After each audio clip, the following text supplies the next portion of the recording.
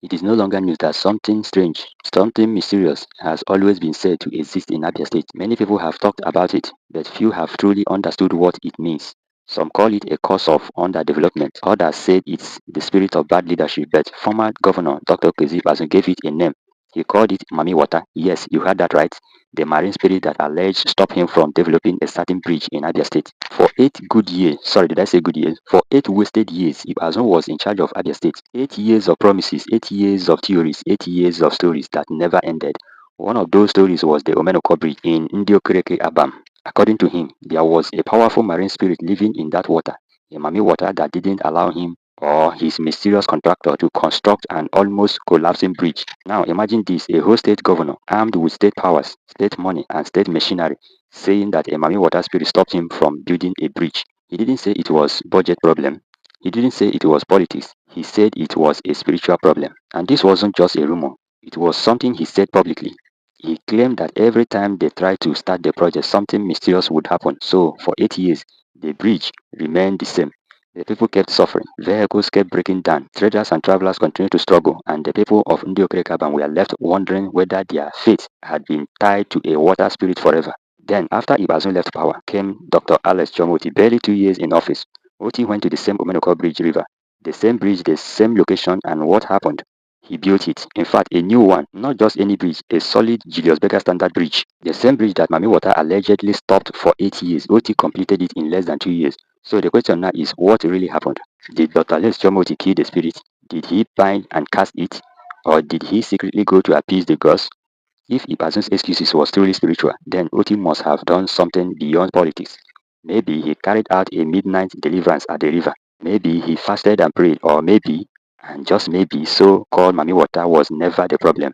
Maybe the real spirit haunting Abia State wasn't in the river, but in the government house. You see, for 8 years, people have been fed with stories, long, sweet political stories about invisible enemies stopping the development. Child, every failure is blamed on one unseen spirit or the other. But when you look closely, you find out that the real spirits are greed, corruption, and negligence. Those are the real demons of underdevelopment. Let's be honest, if OT in less than 2 years could build what Ibadan couldn't build in 8 years, then something is wrong somewhere. This is not about party or tribe, it is about leadership and sincerity. The people deserve to know what OT did differently. Did he find a new way to communicate with the river gods?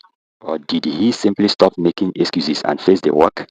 Abia people have suffered enough from these stories for over 2 decades.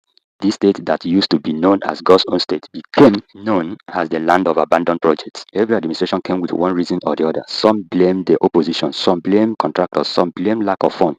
And now, we even have those who blame marine spirits. It is funny but painful. Imagine the governor of a state standing before the people and saying that the reason a major bridge wasn't constructed was because of a water spirit. Said no. Did the spirit also stop him from fixing the road in Aba? Did it also stop him from paying workers pension and gratuity? Chai. Did the same spirit block the power supply and stop drainage work? Chai. If the Mami Water has such power, maybe it should also have stopped the collection of taxes from the poor traders in area market. Now, this is where the irony lies. The same people who were told to fear the water spirit are now crossing the same bridge OT built confidently without fear. Farmers are using it, drivers are smiling, traders are moving freely. Nobody has seen the Mami Water since the project was completed. So what changed? Dr. Alex Oti must explain. The people of Abia, especially the Umba clan, deserve to know how he did it. Was it physically or spiritually? If it was physically, then Ibazun owes the people an apology for 8 wasted years of stories. And if it was spiritual, then Oti should share the secret prayers or charms he used so that future governors can use it too. But the truth is becoming clear. The only thing Oti did differently was to face the work with seriousness. He refused to hide behind excuses. He stopped the endless blame game and simply did what leaders are supposed to do, serve the people. That is the problem with many politicians in Nigeria. Instead of taking responsibilities, they look for something to blame. When things go wrong, they blame their enemies. When projects fail, they blame the economy. When nothing works, they blame the devil. And when people question them, they say it is a spiritual attack. Yet, when a serious minded leader comes in, the same spiritual attack disappears. The roads start working, the bridge stand firm, the people smile again. That's when you realize it was never about Mami Water. It was all about management, commitment, and accountability. Today, Abia people are not asking for too much. They just want good governance. They want roads that can last more than one rainy season. They want hospitals that work. They want teachers paid on time. They want electricity and a clean environment. They want a government that doesn't explain failure with folk tales. If OT could build that bridge, then he can rebuild trust. But he must also speak up. He must tell the people what he found at the Meloko River. Was there any sign of Mami Water spirit? Did the construction workers face any mysterious attack, or did they simply find an ordinary muddy water waiting for an ordinary bridge to be built across it? Whatever the answer, one thing is certain. Abia's problem was never spiritual. It was political. It was the spirit of irresponsibility that haunted the state for years. And now that it seemed to be dying, the people must make sure it never rise again. Because if care is not taken, one day another leader may come and start a new story. Maybe not about Mami Water this time, but about forest demon or mountain witches. We must stop normalizing failure. We must stop dressing incompetence in spiritual language.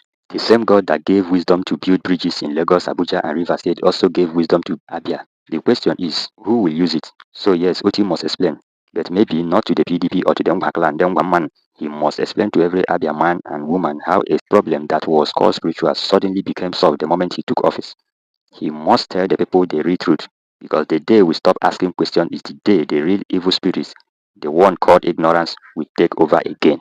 Abia people are watching, Nigeria is watching, and history will record the difference between those who blame spirit and those who face their work.